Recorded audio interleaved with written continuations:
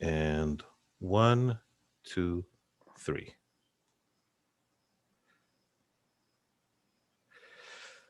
Welcome to this Americans for Peace Now webinar with Dr. Dalia Scheindlin, who is joining us from Israel. Hi, Dalia. Hi, thanks for having me.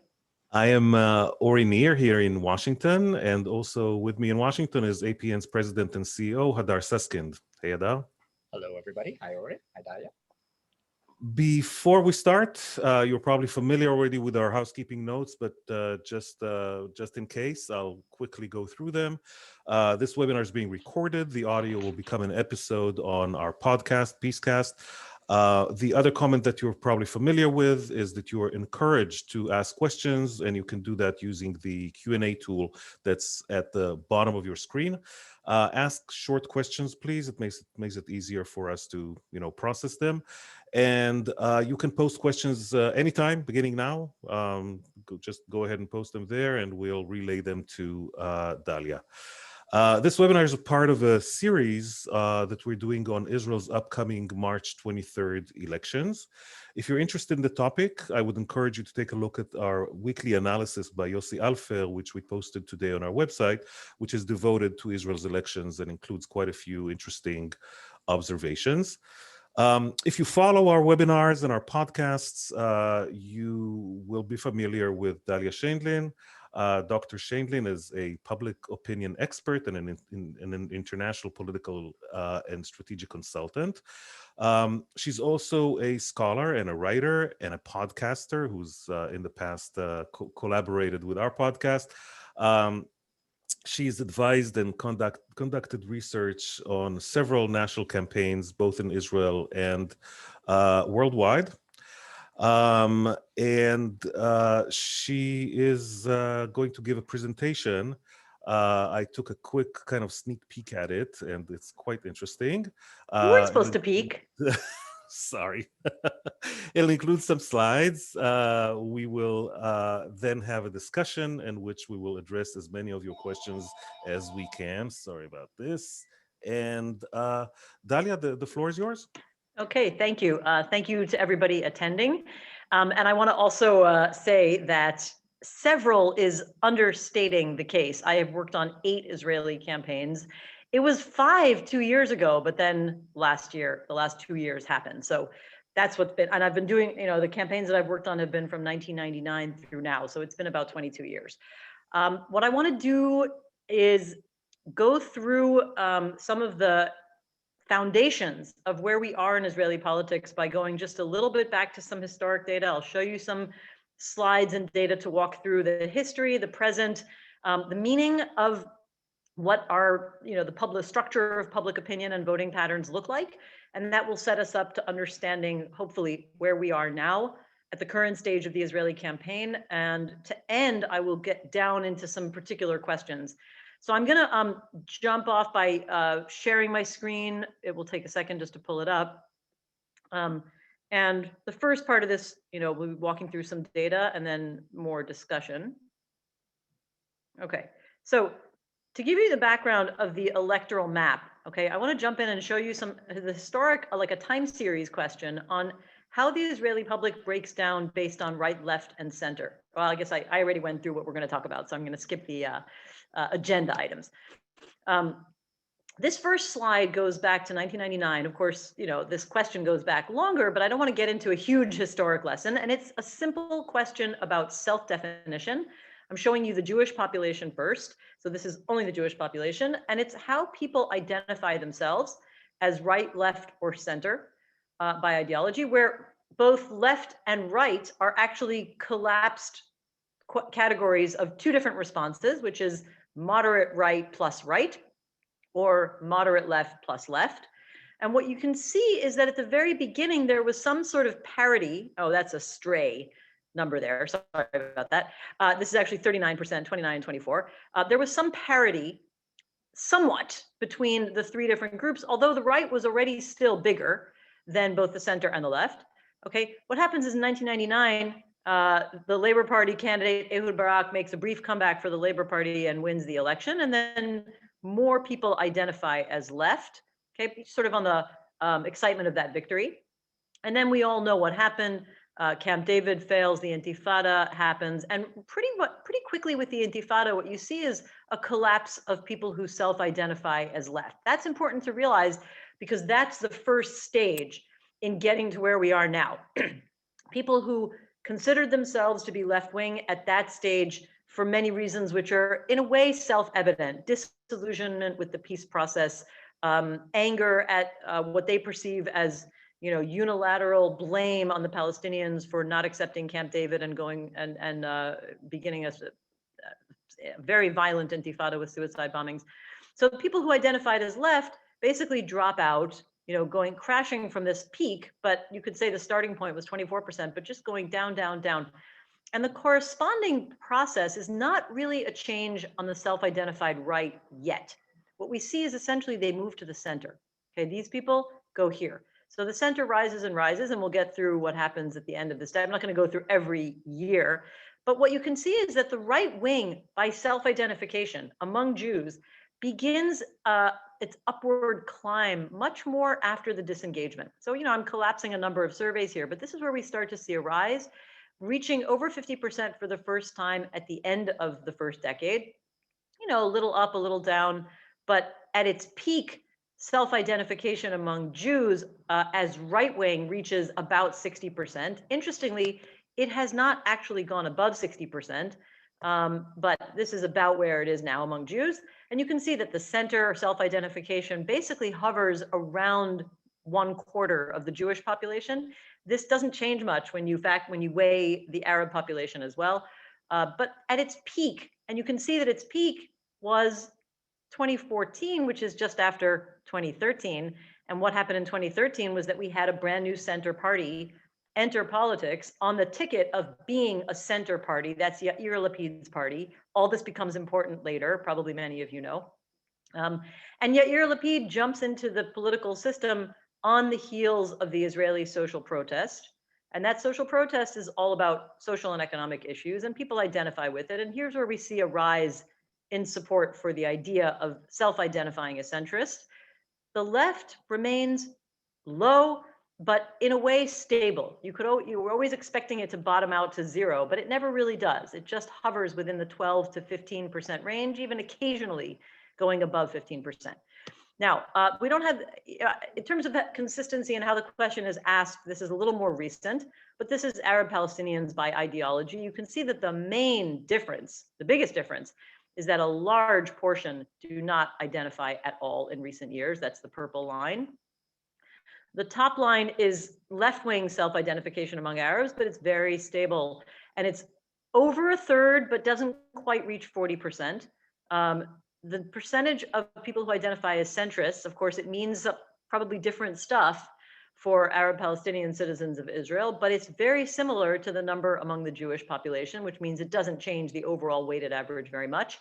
And a tiny little portion, 5, 6, 3%, self-identify as either moderate right or right wing. Again, these are collapsed categories. Interestingly, and this is a survey that was taken it was the last joint Israeli-Palestinian survey I did. It was conducted at the very end of August, early September, so long before Likud's and Netanyahu's charm offensive to the Arab community. Interestingly, a little bit of a rise in the number of Arab Palestinian citizens who self-identify as right-wing. I wouldn't call it a trend unless I see 2 or 3 more surveys like that, but just to keep in mind. Where does this leave us overall? Just so you get a picture of how Israelis self-identify in the weighted average of all Jews and all Arabs over the age of 18. We don't need to go back into all the historic data. I think the most important thing to point out is during the phase of these elections, this is the general range. 44 is a little bit of a blip. 27 is a bit high during 2018 for the center self-identification. But for the most part, the best way to describe it is that about half of the Israeli electorate identifies as right-wing, either moderate or firm right. About 1/4, this is the anomaly, this 19%, about 1/4 identify as centrists, maybe a little bit more. And that you can see very clearly when you look at support for centrist parties in the last 3 cycles. They all got about 1/4 of the votes, about 25%. The total number of adult Israelis who identify as either moderate left or left is hovers, I would say, around 1/5. So a little bit below 20%, a little bit above 20%. This is going back to 2003. You can still see at that point, it was over a quarter. But this, look how stable this is, 22, around that 20% range, almost pretty much for the last decade, which is important to note, again, only because of the expectation that the percentage of people who identify as left-wing is tiny, non-existent, or disappearing. It's not disappearing. It is small and a minority, but it's not nothing. It's 20%. And this is the portion of people who don't want to identify. There's always some portion of those. So that usually is why we see changes in the patterns over time. Now, what does it mean in terms of issues? Because the question that we always want to understand is, what does it mean to be left, right, and center? And I would say the most important thing is that the conflict overshadows everything when it comes to the ideological self-definition. So when people say, I am left, right, or center, first of all, they mean it. It's not an empty categorization. It's absolutely false to say, oh, there's no real difference between right, left, and center in Israel today. And all you need to do is look at this graph. And again, this is the most recent survey that I conducted with my Palestinian colleague, Khalil Shikaki, in late August, early September of 2020.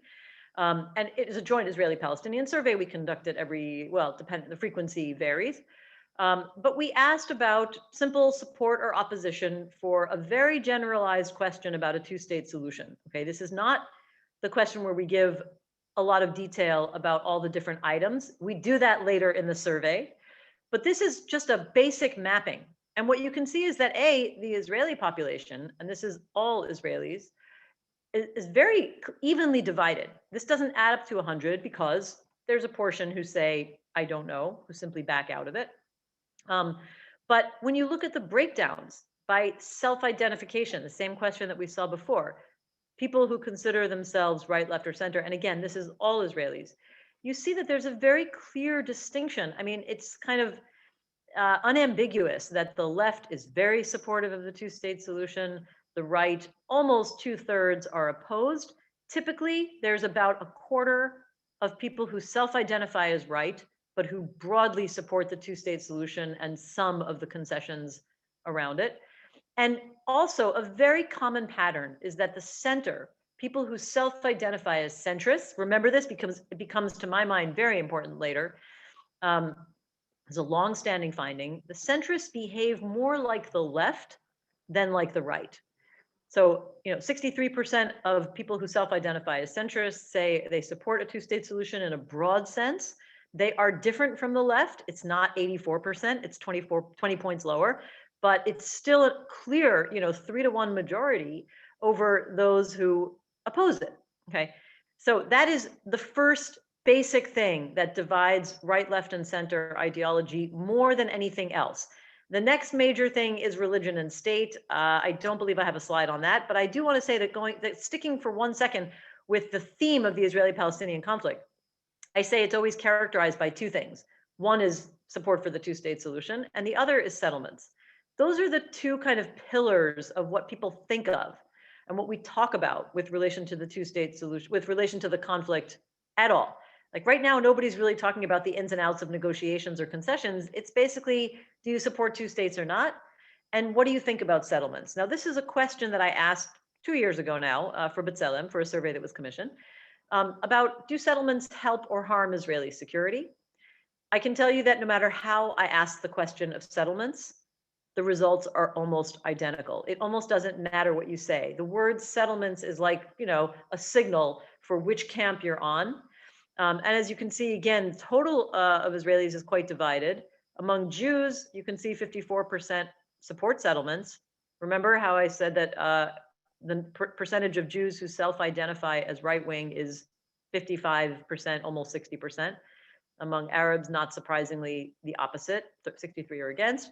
Here you can see very, very sensitive differences between ideological camps. And just for the sake of making this clear that these gradations are very sensitive, if you break down the firm right and the moderate right, even here you see a difference.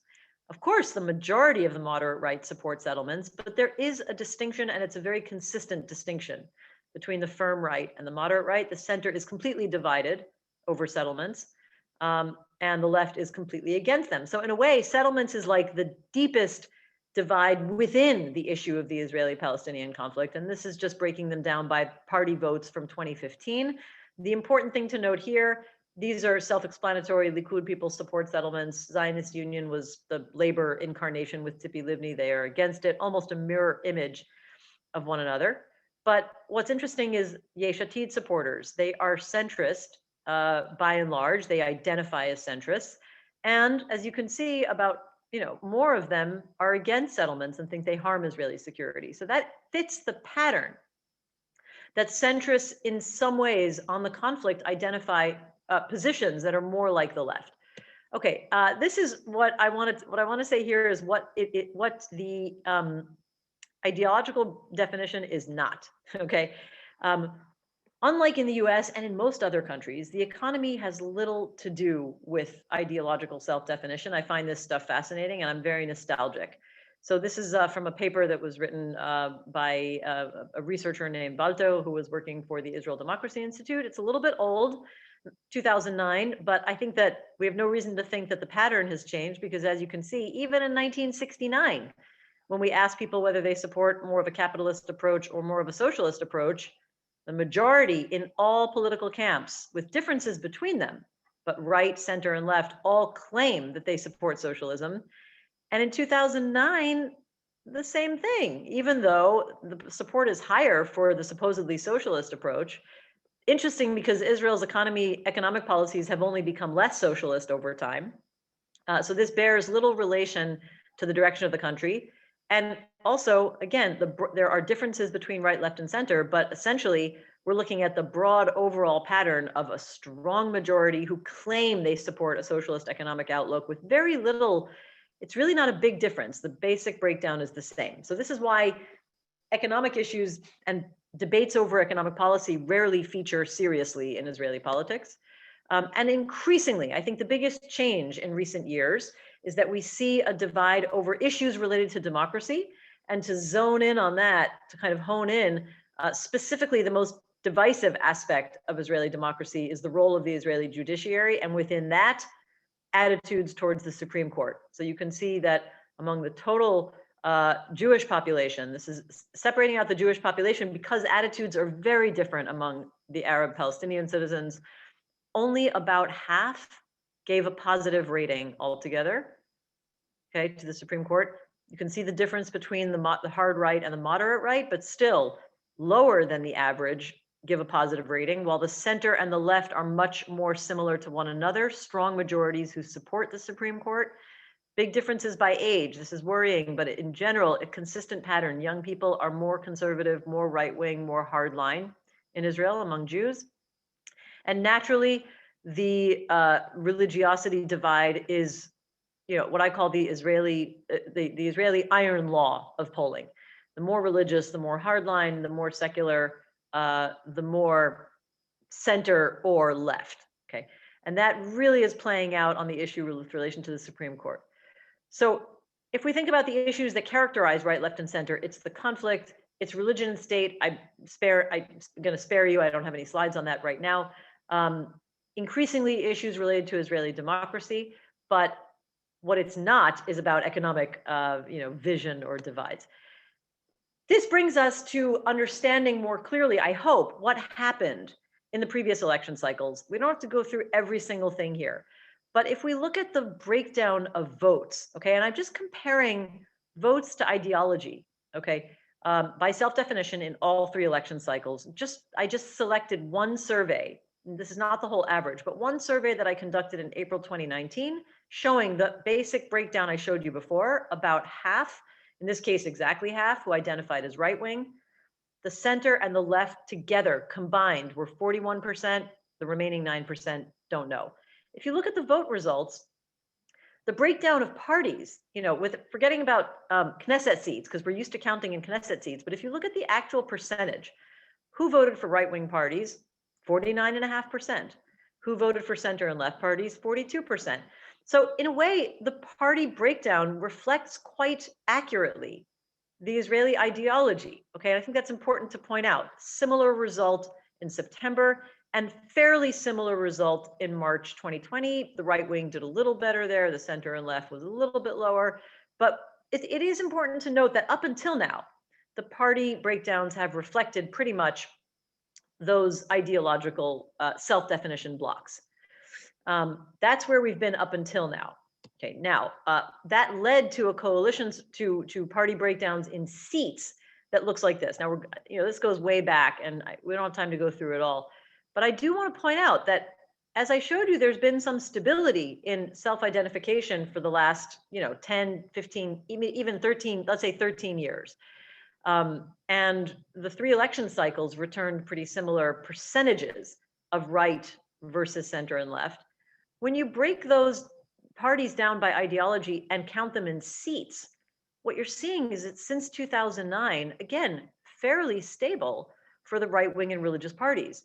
The whole range is 61 to 67 seats, slightly more than the plurality. I mean, I shouldn't say plurality, really, it's a majority of seats for the right wing ideological parties. This is including Lieberman, including the parties that negotiated out of Netanyahu's coalitions. But pretty stable. Okay, this is how it looks, because this is the genuine reflection of Israeli percentages of self-identification, and these are the center and the left bloc parties. It was a logical way to count the parties up until here. Okay, this is when Netanyahu should have had an easy coalition in 2019, the first election in April, should have had an easy coalition of 65 seats, until one party that had 5 seats rebelled. That was Lieberman's party. That's why we're in the situation we're in now. And every time the ideological right had just, a slim but sufficient majority, except that the parties began to break by whether or not they would go into Netanyahu's coalition. That sets us up to understand the next slide, which I don't know if this looks complicated to you, but it's not. All it is looking at the one layer of ideology, which you saw before. Okay, and right now, this is a breakdown based on current polling. Okay, and I did this polling as an average of the last 2 weeks of all public polls. There were 10 public polls published in the last 2 weeks ahead of February 4th, which is when the parties had to formally declare their lists and any, unifications or splitting or whatever. So up until that time, the 2 weeks between January 22nd, February 4th, if you look at the ideological parties, so including, you can see them all listed here. These are the Haredi parties. This is Yamina. I've listed them from right to, well, here it looks like left to right, but I'm starting with the right wing parties. The Haredi parties, Yamina, that's Naftali Bennett's party, Likud. And again, these are averages of all the last 10 polls. This 15 is for New Hope. That's Gidon Saar's party, the Likud breakaway. He's right wing, so I count him in the block. So theoretically, the right wing ideological parties are now getting 80 seats. Looks like a massive change, but I will discuss it afterwards. And if you add the entire block of centrist parties, starting from Yesh Atid, blue and white, which for some reason, unbeknownst to me, is still in the race, the Labor Party, Meretz, the Joint List, they were polling at a combined total of 40 seats on average. Okay, this is in terms of ideology, but on the bottom here, what I've tried to do is break it down by what we anticipate will be the coalition bargaining or negotiating positions of each one. These are the parties, the ultra-Orthodox, Bennett probably trying to play it coy, but probably, and Likud, who will go into a coalition under Netanyahu's leadership. So if Netanyahu is the biggest party and can get all these guys on his side and peel off one of these, he will be able to form the next government. But right now, he doesn't have enough. And that's assuming, okay, a little bit of a gamble that Naftali Bennett's Yamina party will go into a coalition with Netanyahu. Not a given. Some people, he's trying to be coy about it, but most people think he would go in, partly because he hasn't said no. On the other side of the coalition building aspect of it, Gidon Saar is running a whole campaign on not going into a coalition led by somebody who is under criminal investigation and a court case. So at the coalition building level, you have, where's my cursor? Gidon Saar, Avigdor Lieberman's Israel is our home, Israel Bitenu, Yesh Atid currently, by the way, polling second place pretty consistently over the last 2 weeks, but by a very small margin with Gideon Sa'ar. The very small Zionist left parties and the joint list, okay, all those together currently have 62. So why don't they form a coalition? Well, because they would have trouble going into a coalition together. That's the state of the race up until February 4th. Now, polls are starting to come out since the final party lists were declared, but they're not enough of them yet for me to really say, oh, this is a trend. I can tell you where things are going. But I can tell you that based on the few polls I've seen since Thursday, not very much has changed. Now, let me show you where we are in terms of a little more of a breakdown of the left. Again, on the ideological level, this is the right-wing parties with 80 seats, because that includes Gideon Sa'ar and Lieberman. If you look at the Israeli center, and I would argue that people who self-identify as centrists do have clear trends in how they think about public policy-related issues. So I do think they're distinct from the left, even if they are sometimes similar to the left. In other ways, they are more like the right. So they pick and choose from both. I think it's fair to argue that Yesh Atid is a centrist party, and that Blue and White is a centrist party, and together they have 21 votes right now. Zionist left parties, that's Labor and Meretz combined, have an average of 9 seats. And the joint list right now has 10 seats, okay, which is lower than the current 15 it has, and that could be reflecting, we're not sure what that reflects yet. I'll talk about it afterwards. And that's where I want to stop with the slides. But what I want to do from there is try to walk through what that means. In other words, that final set of slides, I think, the final slide about the state of the parties and the poll averages, this one in particular, I looked at this when I was making it and said, what does this mean? Well, for one thing, it means we've separated ideology from coalition building. That's why I needed those 2 different levels to discuss it. And when I try to understand what it means, I think that it's that there are right-wing leaders, right-wing politicians, and now parties who do not want to be in the Netanyahu bloc. So theoretically, they are trying to look for ways to form a government without Netanyahu, which means they have attracted the support of voters in the anti-Netanyahu bloc. I really think if I try to kind of really focus deep, like do a deep dive into this slide, the problem is that this breakdown, 58 to 62 for the pro-Netanyahu or anti-Netanyahu coalition building, is almost the same that we've seen in every other election from 2019 to 2020. There's almost no difference. That's why we're in the situation we're in today. And that says to me that this party is to blame. This is New Hope. This is Gideon Sa'ar's party. He was trying to basically split the Likud, hoping to do something like Ariel Sharon did in 2006 when he created Kadima. And Likud in 2006 got its worst election result ever. But he didn't do it because look at Likud. A very stable average of about 30 seats. Just a small gap with their current Knesset strength, 36 seats. It sounds like a big gap, but it's not, because they, typically parties poll lower than they actually won. So where's he getting 15 seats from? Well, I personally think that, not that I personally think, I'm also getting it confirmed by some surveys that are coming out. He's basically cannibalizing or feeding, I should say, on the carcass, not a very nice metaphor, of Blue and White. Because Blue and White is down to 4 seats. And where did they go? Well, they went to Yesh Atid. Those are the center people who lean more to the left. And those who either lean center but lean a little more to the right, or center but they believe Gideon Sa'ar is somehow the candidate to defeat Netanyahu, have gone to Gideon Sa'ar, but he doesn't seem to have taken anything away from this bloc yet. And if that's the pattern, then it doesn't look like very much will change, except for one thing. The people on the center, and you saw that in various ways, a majority, like 2/3 of the center, agrees with the left on policy positions such as the Israeli-Palestinian conflict and how to resolve it. My concern or my question to myself, what I'll be looking for is, if Gideon Sa'ar is the new representative of all these center votes, will he basically pull them to the ideological right from their starting point, even though they would have been amenable to positions like advancing conflict resolution. That's something we have to keep in mind. Now, in terms of where the left is, and let's start with the Zionist left. Okay, this is the slide that I showed you here. What's interesting is that they're only polling at 9 seats. That's Labor and Meretz together, which means they're getting about 7% in an actual survey, because that's the translation of percentage to Knesset seats, say roughly 7%. Even though I showed you that there are about 12 to 15 or 16% of Jews who identify as left wing.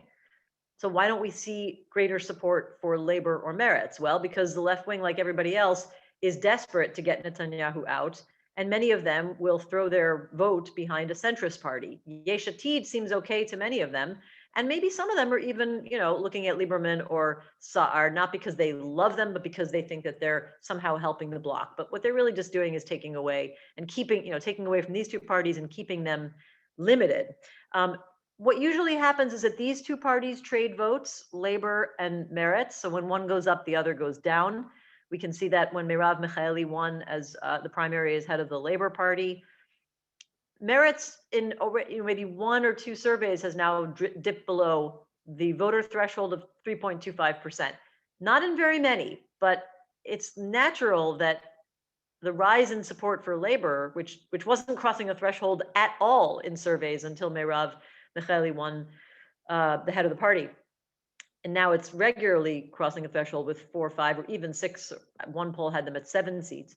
That's taking away from Meretz. You're not exactly seeing it in this slide, but I think in the last number of surveys you can see it.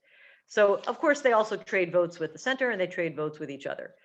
Very few Jews actually vote for the joint list, although there was a slightly rising number, significant though, and a consistent rise between the 3 election cycles of a small number of Jews voting for the joint list. And I can also say, we were just talking about this before, that if we ask what's going on among the left and the center voters, the most recent Israel Democracy Institute Voice Index survey, which is a regular survey they publish once a month or more frequently if they have special surveys, they were asking people a very important question, which is, how certain of you are the party, how certain are you of the party you intend to vote for in March?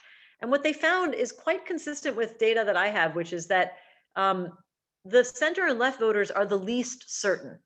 Okay, people who voted for center and left parties in 2019, the previous election, 2020, are far less certain than the far right voters, for example. Certainly ultra-Orthodox, that's no surprise, but even Likud has 3 times as many people who are certain they're going to very certain they're going to vote for Likud as those who, for example, are voted for blue and white in the previous election.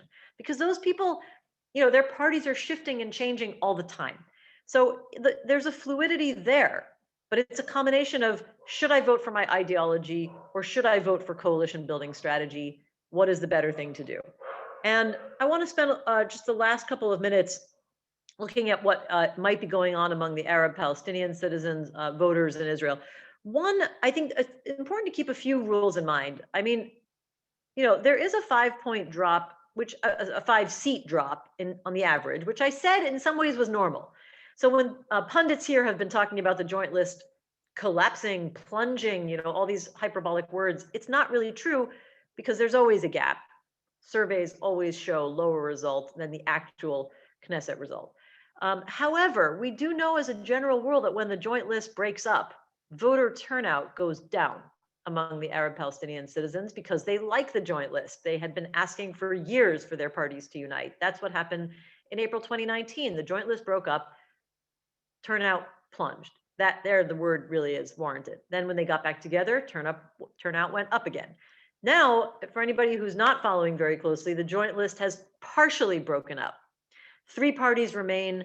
1 party, Mansour Abbas's United Arab List, which represents the Islamic movement in Israel, has broken off, which is partly in response to this rather curious charm offensive that Netanyahu has begun over recent weeks, reaching out to the Arab community and saying, I want your votes, very explicitly, and for other internal reasons. And at least in one survey I showed you before, there was a slight, a slight kind of increase in the portion of Arabs who self-identified as right-wing. I don't know if it's just, a blip, a survey, a margin of error question, one survey, but the combination of those two means that it's something that I will keep my eye on. And there are real reasons, there's a real debate going on about whether the Arab Palestinian parties should cooperate more with the parties in power rather than always, trying to shout from the back benches, so to, metaphorically. I've been told that everybody's interested. Well, we should also consider, I mean, it's important to consider a few of the other very, very small parties, which have minimal to zero chance of crossing the electoral threshold, but I'll just mention a couple of them just to kick off our conversation. Well, one that is closer to crossing the threshold than the others is called the Economy Party, run by Yaron Zalicha, who is a former policy economist in the government, and his party is polling at about somewhere between 2.5% or a little bit lower than 2.5%. So he still needs to reach 3.5%. But as I told you, the issues of the economy is something that Israelis kind of expect across the board. And it doesn't really speak to people whether they're, if they're ideologically aligned one way or the other. So it's not clear that alone will push them over the threshold, although because of the economic crisis and the unemployment crisis generated by Corona, you never know. There is another party called the Democrats, which tried to have a platform focusing on strengthening Israeli democracy, run by a longtime sort of anti-Netanyahu protest activist. It's just interesting that they're taking on the issue of democracy. They have so far shown very little momentum in the polls at all. They're not even close to the threshold. And one more that might interest all of us called Ma'an, which is a Jewish Arab party started by Mohammed Daraouche. I'm imagining many of you have heard his name over the years. He's been one of the leaders of Givat Chaviva and the Abraham Fund over the years. And the other thing I forgot to do was shameless self-promotion. I am co-hosting my own podcast on Haaretz with Anshel Pfeffer, and we have an episode in which we interview Mohammed Daraouche to explain what's going on among the Arab Palestinian voters and why he has established a Jewish Arab party and what he hopes to achieve with it. So what's the bottom line? There is none. The race is just beginning now because the list just closed. I do not yet see evidence of a major change in the coalition bargaining stage of the campaign because of that slide that I showed you before, this one. And I don't really see evidence of a major ideological change. So we could very well be in the same position we've been in up until now, unless these 62 parties find a way to get together, which is unlikely, but not impossible, or this guy, Gideon Sa'ar, becomes more successful at diminishing Likud's votes. And I feel like if I had to pinpoint my most important thing that could happen in this election right now, it's the space right here.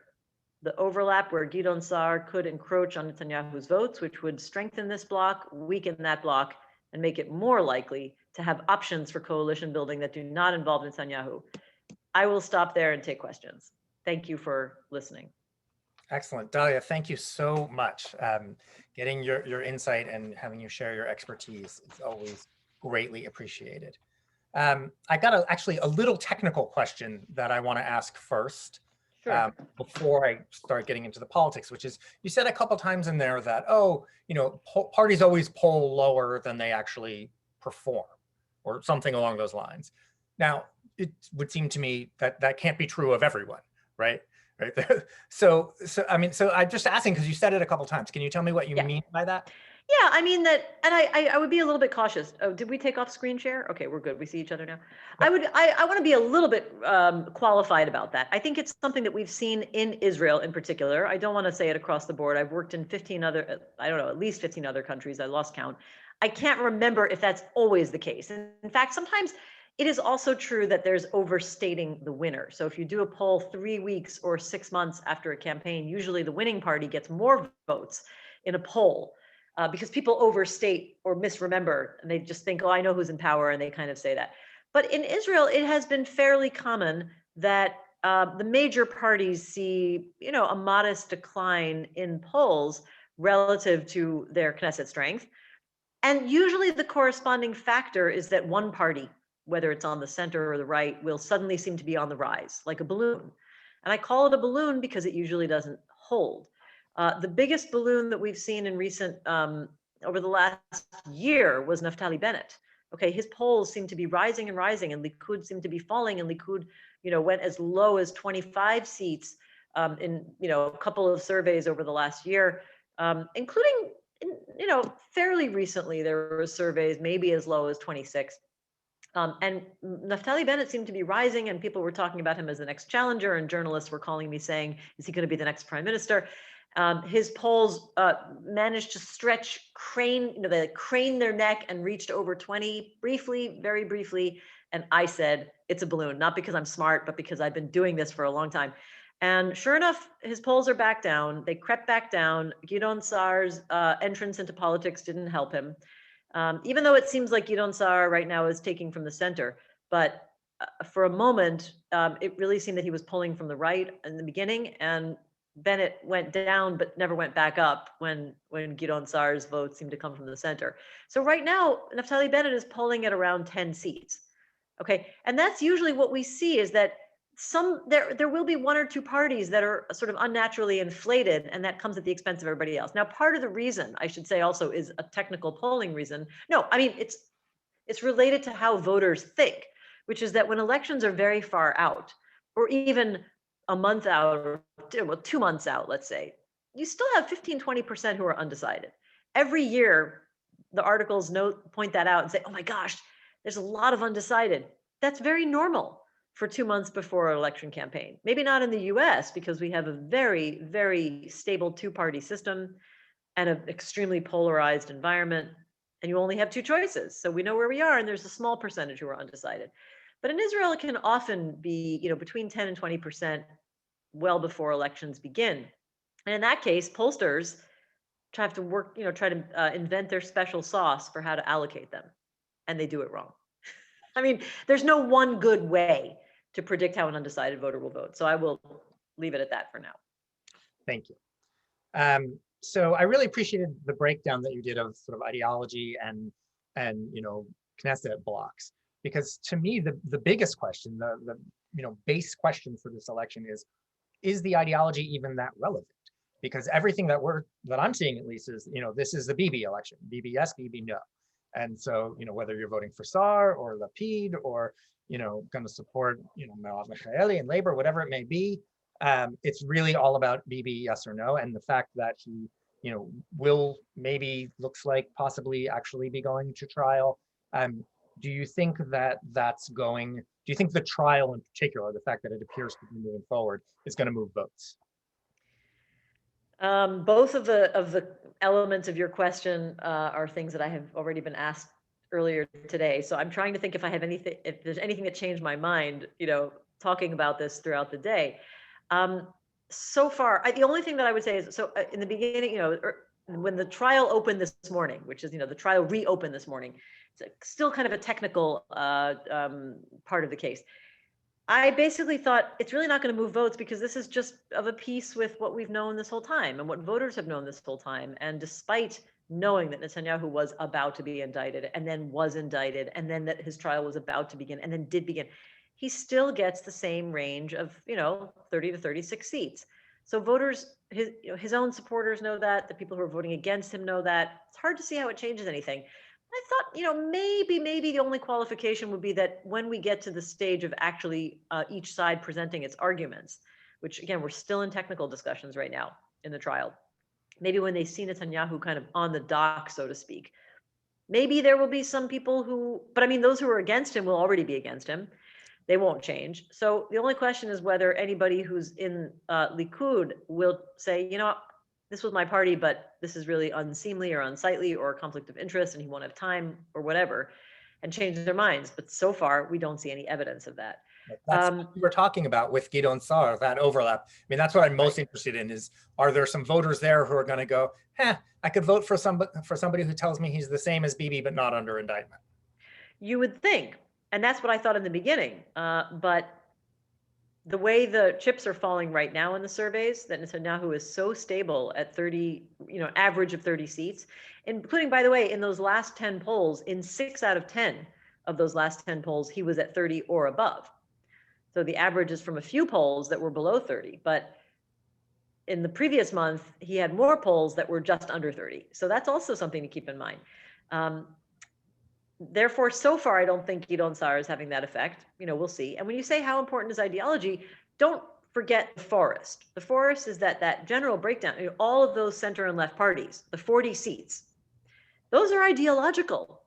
They have a very well-developed worldview and vision. And as you saw from the slides I showed on issues, even though I didn't show you the religion and state data, they're fundamentally different from the right wing, almost a polar opposite. And the right-wing ideological side is also a very elaborate, well-developed worldview that happens to be the polar opposite of the center and left. The real question is what's happening with the moderate right-wingers. And in a way, I could go back to one slide where I showed you support for a two-state solution, and that on the right, 25% support it. Or those slides I showed you showing the difference between firm right and moderate right on, for example, the Supreme Court. About twice as many people on the moderate right support the Supreme Court as those on the firm right. That's becoming a wedge issue within the right. And I think that we can't overstate the importance of the issue of democracy, democratic institutions and norms, and specifically the assault on the Israeli judiciary coming from Netanyahu and his coalition partners and his own party. I think that is, will be and has already been a major issue that has not been sufficiently addressed by the different parties. And I think it will be more and more a part of this election campaign. All right, I know we've got a lot of questions that have come in from our listeners. So Ori's going to bunch some of them together for you. Right. Oh, thank you. So I'm going to ask two questions, and we'll do them in kind of salvos. So the first salvo will be two questions. One of them actually did not come up, but I think it's important, and that is the one thing that we have in these elections, which we didn't have before, is COVID. How is COVID going to impact? And the second thing, which will bunch up three questions that we had, has to do with patterns among tribes in Israeli society, if you will.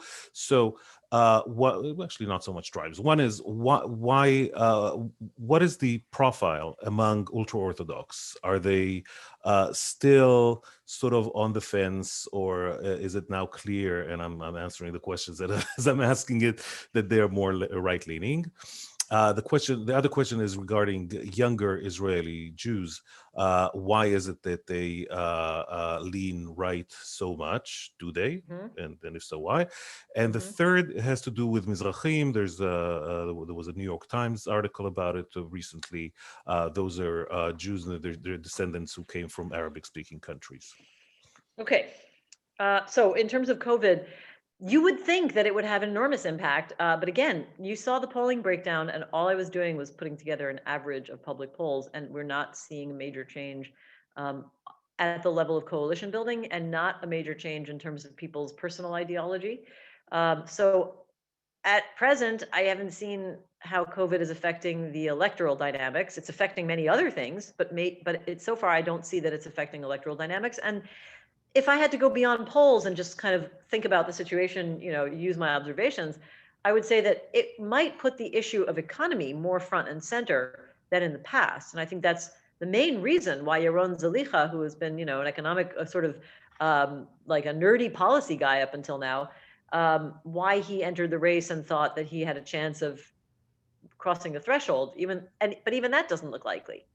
So, and the debate, I mean, I would say the one way Corona is likely to affect the elections is beyond Netanyahu's trial. He has one major vulnerability, and that is the very widespread perception that his management of the closure policies, which directly affect every Israeli family and person and business, of course, has been overshadowed by his political need for the Haredi support in the coalition and possibly support for an immunity law, which he may or may not try to pass.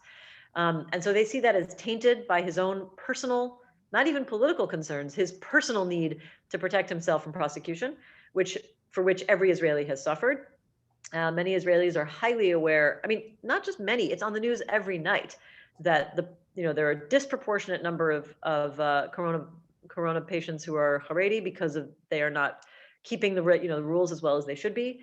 And people see that as Netanyahu's failure and the government's failure. But I think that, even that, listen, he has very low ratings, approval ratings for handling corona, like really low.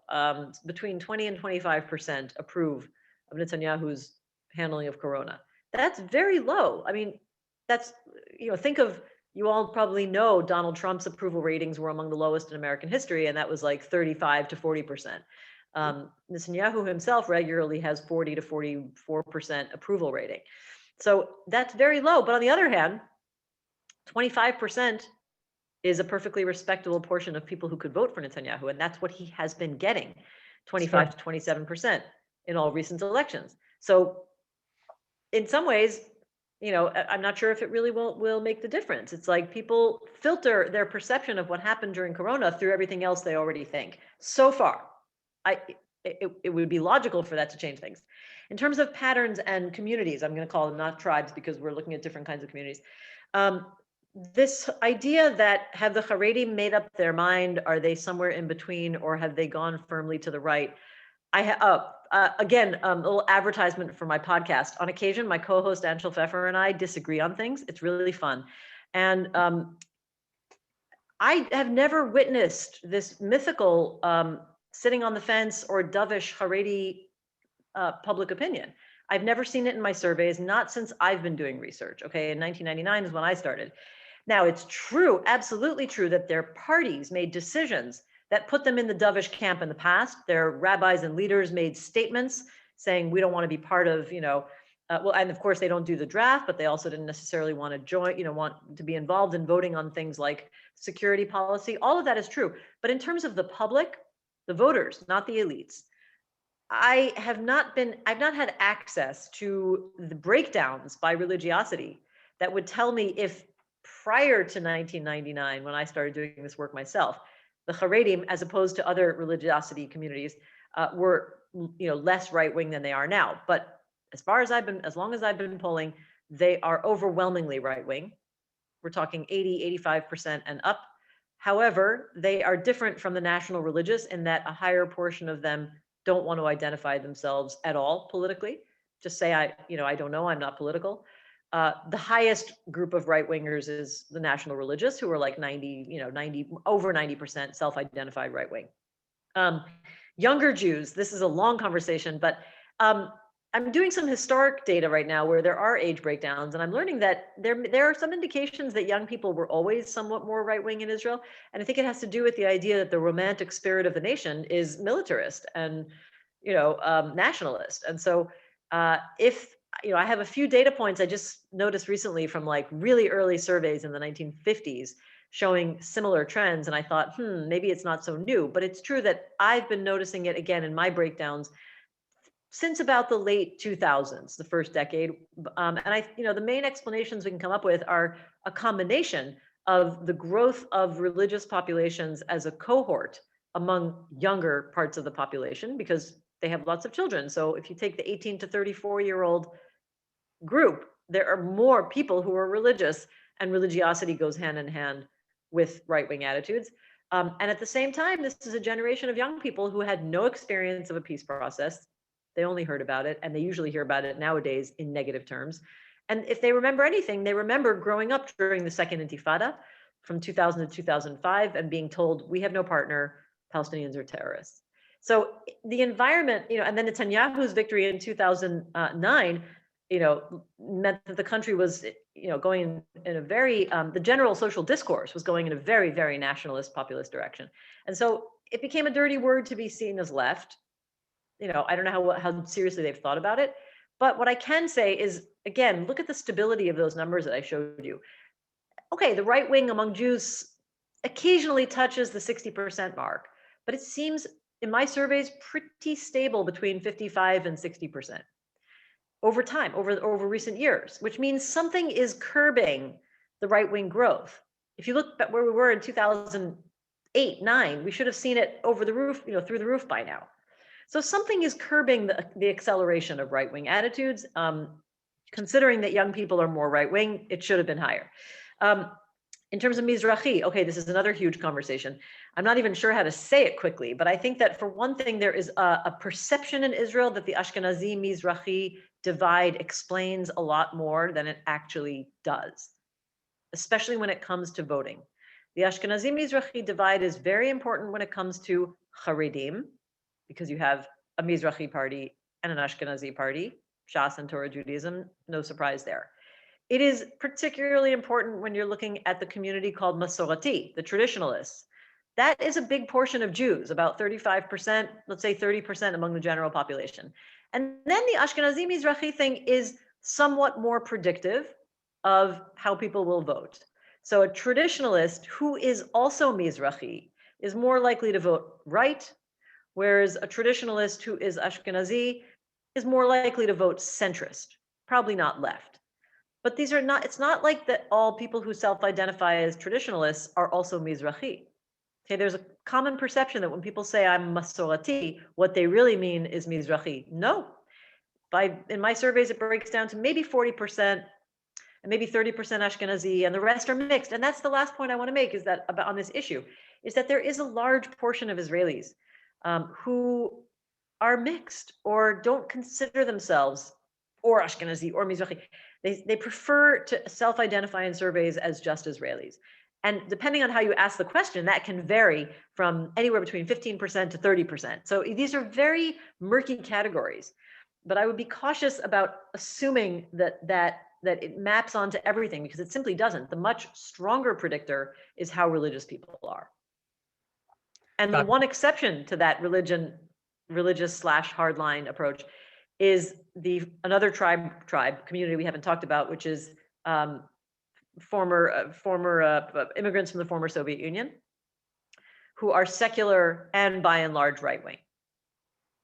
So just to qualify, it's not purely religious right wing, secular, center left. Nothing can be too simple. We've got a couple minutes. I want to ask you one last question, which could also take forever. But we know in the last series of elections, certainly this past year and over the last 4 years, Netanyahu really touted his relationship with the former president of the United States, and what that meant for him and how he could get things done on the world stage. So now that we have President Biden and we have a different administration, how's that playing out in the public discourse around the election, whether it's for Netanyahu and Likud or are others claiming it's going to be to their advantage? What are you hearing or seeing around that? Yeah, I mean, it's interesting. There has been a little bit of talk about, is there a sort of cold shoulder from the White House right now? But I have a hard time seeing this as something that greatly occupies the mind of the Israeli voter, because Israelis are really concerned about corona and unemployment and closures and anger at, everybody's angry at somebody. The Haredim are angry at the police, and the non-Haredim are angry at the Haredim, and, and everybody was happy when the Arab wedding season was over, because before that they were angry at the Arabs too. So people are preoccupied, and I don't really see the public right now focusing on the issue of the U.S., and nor do I think that the U.S. is going, the Biden administration is going to push anything to the point where they would give Israelis something to talk about before the elections, right? I mean, as a policy analyst, and not, maybe people don't always see me in this role, but I'm also a policy analyst, and I feel like people who do what I do are reading all of Netanyahu's messages to Biden ever since the November elections. And there have been a number of them, and I can do more shameless self-promotion and direct you to an article I wrote over at the Century Foundation, looking at all those messages and what Netanyahu was trying to say, which is turning up the heat. We're going to assassinate Iranian scientists, we're going to bomb Syria, we're going to do whatever we want, and you'll have to bargain us down from there if you want us to do anything, conciliatory with relation to Iran. That's how I read Netanyahu's message. I thought it was quite clear. They've also opened up housing tenders in, neighborhoods around Jerusalem. So to my mind, this is the language. Netanyahu made all those statements. You couldn't miss them. Biden is saying, I'm Biden my time. I just made that up. I swear. I never said that before. I'm glad. Okay, so he has not called Netanyahu yet. And I think this is the language of policy wonks, the stuff that we think about day and night. And I don't think the Israeli public is paying that much attention to it. I think in general, the Israeli public assumes that any American president will be basically okay. And of course, Netanyahu vilified Obama so much that nobody could be as bad as Obama in Israeli eyes, which is, really very sad and ironic. And the only other thing I will point out is that it might become a part of the campaigns. In the past, Netanyahu himself ran with big posters of Trump as part of his campaign. And what I'm seeing right now is the only person who's talked about it so far is Gidon Saar, who has who gave an interview to Amanpour and cut some clips of that saying it's very important to strengthen the bipartisan relationship with Israel and the U.S., which is clear message against the reality and well understood perception that Netanyahu has really thrown in his lot with the Republicans and specifically Trump. So I imagine it will become part of the campaign coming from the parties. I don't know how much the Israeli public is really going to see it as, a fear or a danger, like, oh my gosh, if we elect Netanyahu, maybe he doesn't have a good relationship with Biden. I can't truly imagine that anybody who's supported Netanyahu throughout everything is going to say, well, maybe I'll leave for that reason. I doubt it. Hadar, before you close and bid farewell to everyone, I just wanted to recognize the fact that we have a lot of questions on the docket, and I just feel bad about leaving them there. So what I wanted to reassure everyone is that we will have more webinars on this issue with experts on some of the issues that have been specifically mentioned in the questions, and we will make a point of bringing up those topics in future webinars. Unfortunately, an hour, once again, has just flown by.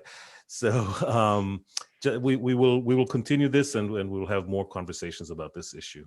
And I just want to say that anybody who wants to get in touch with me, you can feel free to pass along my contact information if you have a burning question that you want to ask. And those of you who are asking questions as anonymous attendees, this is a friendly audience. We should all know each other. Dalia, thank you very much. And I'd say to everyone also, again, if you want to hear more, you should listen to Dalia's podcast. So we thank you. We're so happy and grateful to have you with us again. We will certainly do so yet again. And Ori, thank you for hosting us through this. And thanks to everyone who joined us. And we will see you all again soon. Goodbye. Thank you for having me.